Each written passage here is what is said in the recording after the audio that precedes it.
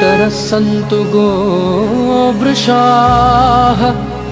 ग्रासमुष्टिं मया दत्तं प्रतिगृह्णन्तु मातरः प्रतिगृह्णन्तु मातरः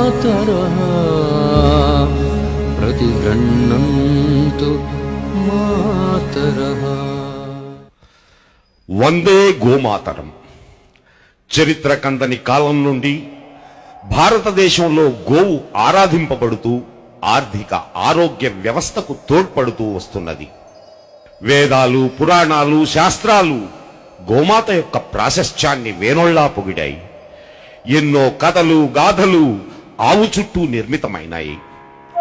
గోమాతకు సంబంధించిన విషయం లేని భారతీయ సాహిత్యం లేదు అంటే అతిశయోక్తి కాదు. గోమాత భారతీయ జీవనంతో పెనవేసుకుని పోయిన ఓ అద్భుత శక్తి. భారతీయ సంస్కారాలలో గోవుతో ప్రమేయం లేని సంస్కారమే లేదు. భారతీయుడు పుట్టిన నాటి నుండి గిట్టే వరకు గోమాత వెంట నడిచేలా శాస్త్రాలు, మహర్షులు ఈ జాతిని నిర్దేశించారు. గోవు సర్వ సంపత్ప్రదాయిని. 200 సంవత్సరాల క్రితం భారతదేశం భాగ్యదేశం. ఆంగ్లేయుల కుట్రల ఫలితంగా భారతదేశం బడుగు దేశంగా మారింది. భారతీయ ఆర్థిక వ్యవస్థకు మూల స్తంభాన్ని ఆంగ్లేయులు గుర్తించారు. అదే గోమాత. గో సంతతిని నిర్మూలిస్తే కానీ భారతదేశం తమ చెప్పు చేతలలోకి రాదనే కుట్రతో 1913లో కలకత్తాలో మొదటి గోవధశాల రూపుదిద్దుకుంది. దీనితో మొదలైన గోవధశాలలు స్వాతంత్ర్యం వచ్చిన తరువాత మరీ విస్తృత రూపం ధరించాయి. నేడు దేశవ్యాప్తంగా 36,000 నమోదైన పశువధశాలలు ఉన్నాయి. నమోదు కాని పశువధశాలలు మరో 10,000 వరకు ఉండవచ్చని అంచనా. నేడు రైతుల దుస్థితికి ఇదే మూల కారణం.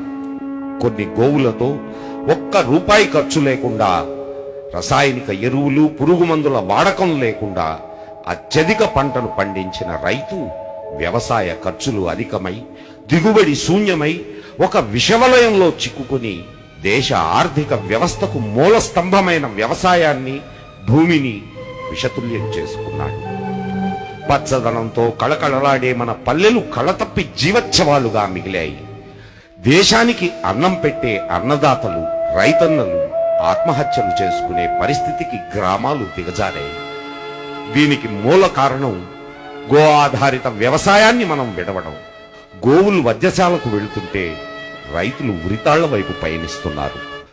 గోవు ఆరోగ్యప్రదాయిని. 1851లో ఆంగ్లేయులు నిర్వహించిన జనాభా లెక్కల ప్రకారం భారతదేశంలో 8% మంది మాత్రమే రోగగ్రస్తులు ఉండేవాడు. 2011లో భారత ప్రభుత్వ జనాభా గణాంకాల ప్రకారం 76% మంది, అంటే 90 కోట్ల మంది భారతీయులు రోగగ్రస్తులు. ఈ 150 సంవత్సరాలలో ఏ పరిణామం జరిగింది? భారతీయులు దైవంగా భావించే గోమాతను వధించడమే. గోవు యొక్క పంచగవ్యాలు అంటే ఆవు పాలు, పెరుగు, నెయ్యి, మూత్రం, పేడ ఇవన్నీ ఔషధ గుణాలు కలిగినవే. ఆవు పాలు గోక్షీరం. ఆవు పాలు త్రాగడం వలన 15 రకాల రోగాలకు దూరంగా ఉంటారు. ఆవు పాలు అద్భుత పోషక ఆహారం. పిల్లలకు జ్ఞాపక శక్తిని పెంచుతుంది, సత్వగుణాన్ని పెంచుతుంది, ప్రశాంతమైన మానసిక స్థితిని కలిగిస్తుంది. నేడు ఆవు పాలు అనే పేరుతో జెర్సీ ఆవు పాలను ఇస్తున్నారు. ఇవి అత్యంత భయంకరమైన హృద్రోగాలకు, చక్కెర వ్యాధులకు, క్యాన్సర్కు కారణమవుతున్నాయని అమెరికా శాస్త్రవేత్తలు కనుగొన్నారు. ఈ పాలు A1 రకానికి చెందినవిగా నిర్ధారించారు.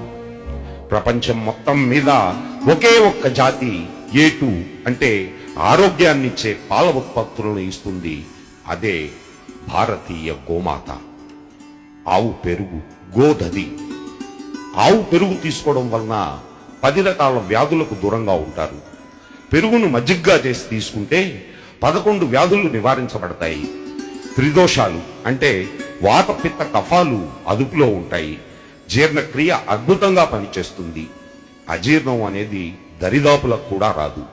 ఆవు నెయ్యి, గోఘృతం. ఆవు నెయ్యి జఠరాగ్నిని పెంచి జీర్ణక్రియకు సహకరిస్తుంది. ఉన్మాదం, అపస్మారకం, మానసిక వ్యాధులు, కుష్టు లాంటి భయంకర వ్యాధులను నిర్మూలించడంలో ఆవు నెయ్యి అద్భుతంగా పనిచేస్తుంది.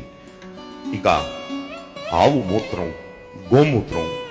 గోమూత్రంలో 24 రకాల రసాయనిక తత్వాలు ఉన్నాయని కనుక్కున్నారు. ఇవి క్రిమి సంహారకాలుగా పనిచేస్తాయి.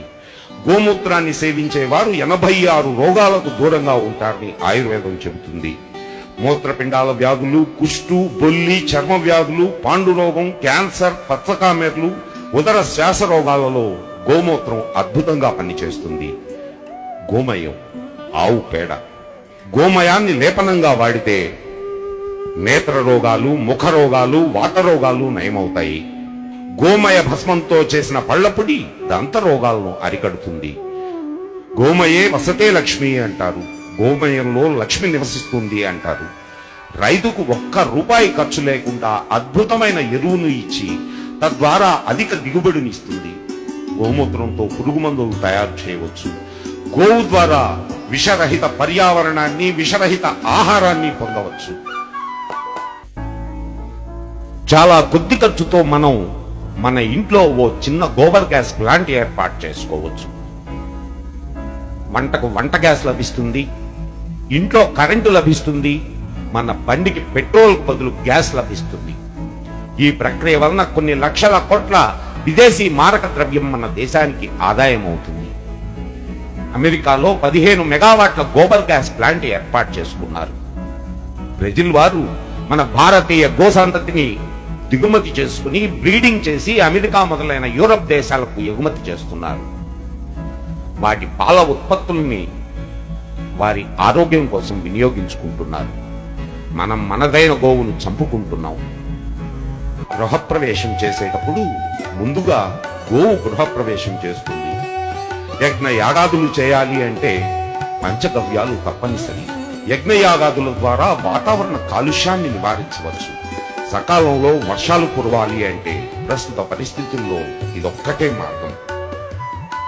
భారతీయ గోమాత ప్రత్యేకత దాని మూపురు.